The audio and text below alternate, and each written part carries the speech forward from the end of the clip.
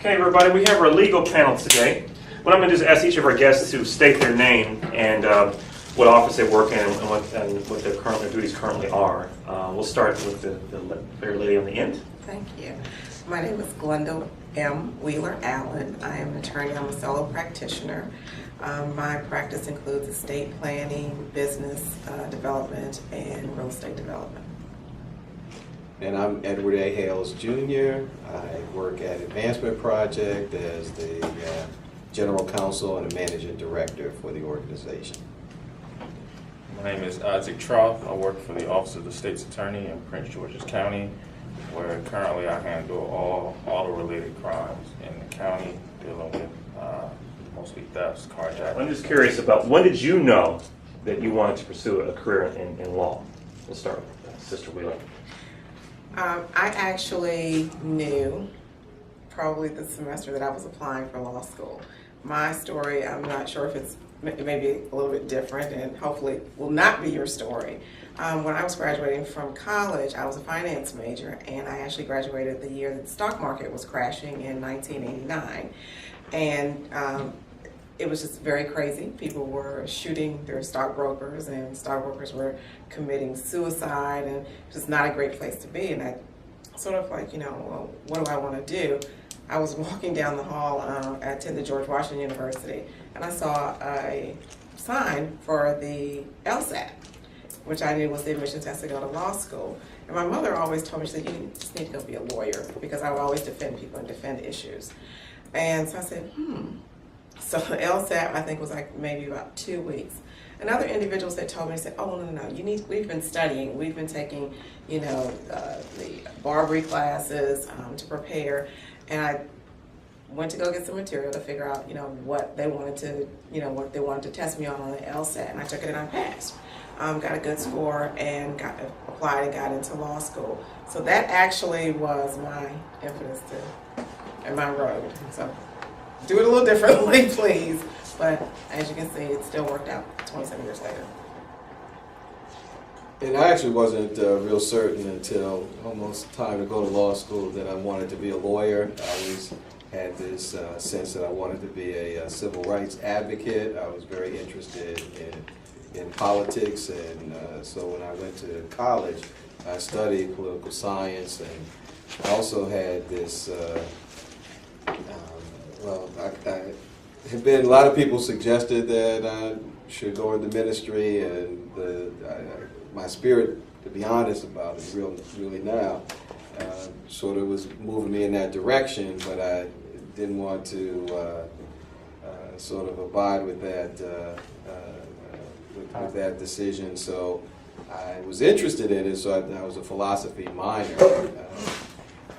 But I knew for sure when I graduated from college and did not I didn't apply to law school initially, and I worked for an entire year.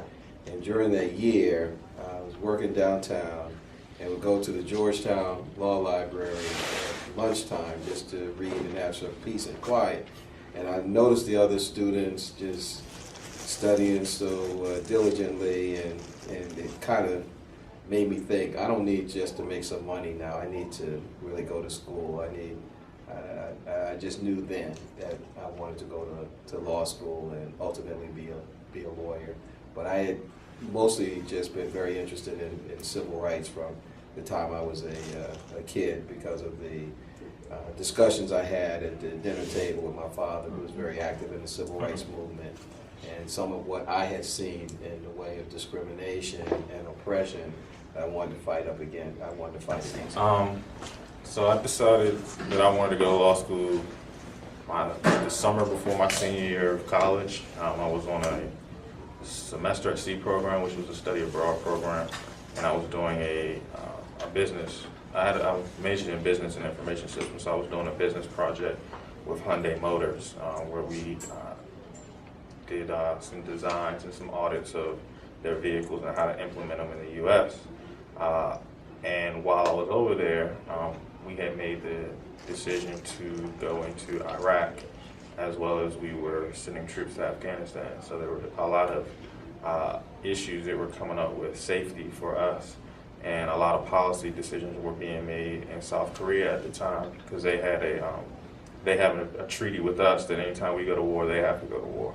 So there was a lot of discussion about that, and we actually had a law program that went with us. So I began kind of hanging out with them, trying to figure out what was going on. And I kind of audited some of their classes, went on some of their field trips, and started getting interested in the policy side of that. And it kind of just directed me to want to go to law school for me. So what was the hardest part about going through law school? The hardest part is I didn't take a traditional road through law school. Growing up, I never wanted to be a lawyer. I wanted to go into sciences as well as economics, business, things like that. So most of my class, like in high school, I took a lot of physics classes, calculus classes. In college, I took a lot of computer programming classes and business classes. Never really took English seriously. So when I got to law school, I actually had to expand my vocabulary. I actually started to realize that when I was reading the cases, like I was smart enough to be a lawyer, but I didn't have the vocabulary. So it took me a little longer to get through things because I had to, in addition to having my book here, I had to have a dictionary here as well, trying to figure out what was going on. So probably after the first semester of putting in all that work, it made it a little easier, but it was a learning curve to, getting into all that reading and writing when that hadn't been my focus prior to law school. And for me, I think staying out a year after graduating from college and before going to law school was a blessing, but also it was a sort of a barrier because I had gotten accustomed to having at least $20 in my pocket. But I used to just have money on me all the time, and when I went to law school, I wasn't able to work because the workload from class was just so much that I could not do the work required by my professors and work even part-time. So I just had to make choices between sometimes buying some lunch or copying some briefs to review before class, or buying books, and so it was just kind of waiting for the summer to have summer employment and having money back in my pocket. That's the big issue that I remember from difficulties in law school. I think the biggest one for me was learning to study, because I realized that I had not really figured that out. And you're like, well, wait a minute, you went to school for 12 years and you went to undergrad for 4 years. But I think that part of the problem, which they may share with me, is that when you have done very well in school, because trust me, to get to that point, you've done well in school. So to get to have done well there, sometimes you realize you have not put all your effort. You could sometimes go and do a class and write something or whatever, but you do it well and you get an A. And each time, as you go on, it gets harder and harder. And so for me, for law school, I had to still, really learn to study. And I think I really got it by the time I was going to do the bar exam, I had gotten it. But one of the things that Brother Trouth touched on was his background. I actually believe that that's one of the reasons why you did well. It's because, I tell people all the time, lawyers think weird. We have weird brains. We look at the world differently, and when you're listening to a fact pattern, you're hearing something, but you're dissecting. And people that do physics and math, I was a business major, you dissect. And sometimes English majors actually struggle. I was a legal research and writing assistant, and some of the worst papers I read of law students were ones that were English majors, because you need to write technically, and it's different.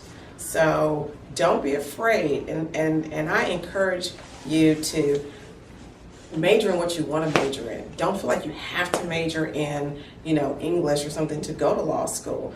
Some of the best majors are computer science, mathematics, engineering, because of the way that lawyers break down and analyze.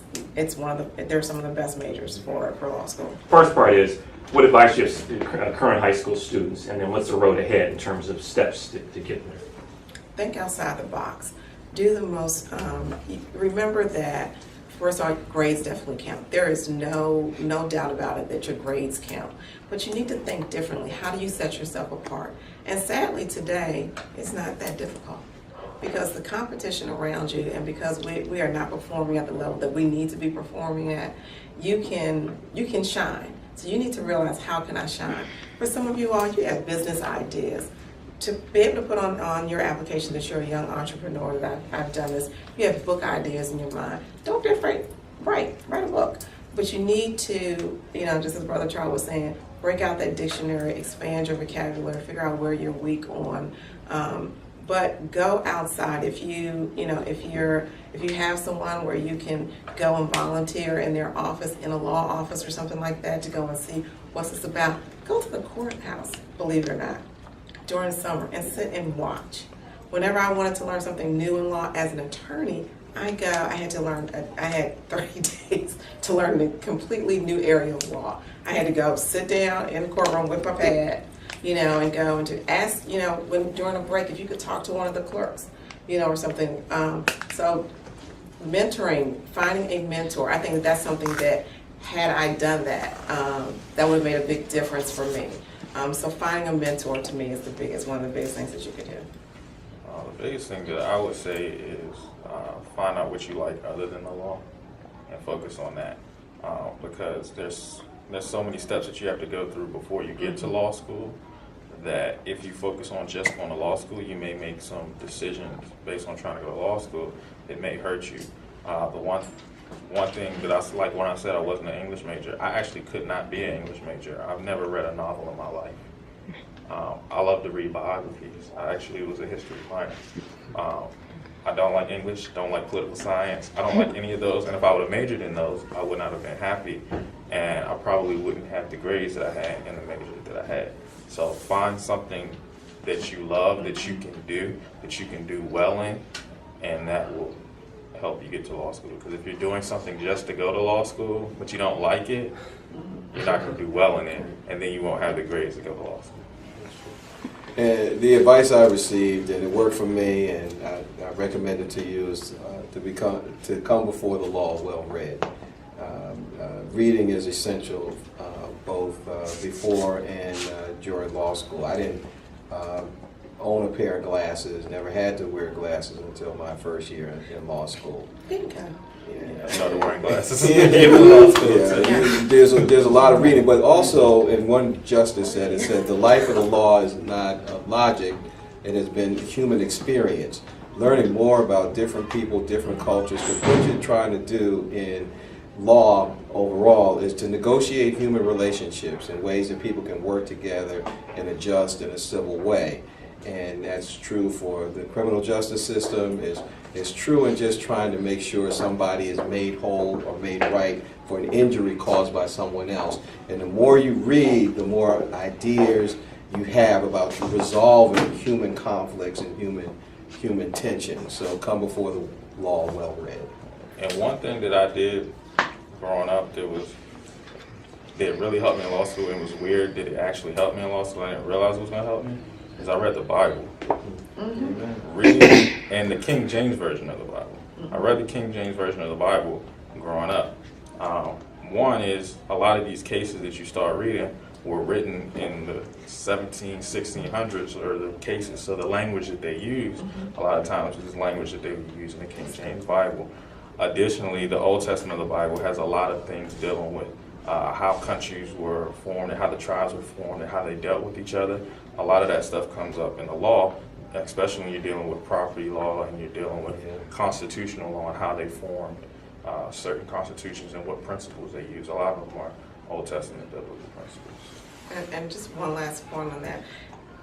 You have to remember that being a lawyer, you have so many different options. There are people who are attorneys, they've never stepped foot inside of a courtroom, never ever.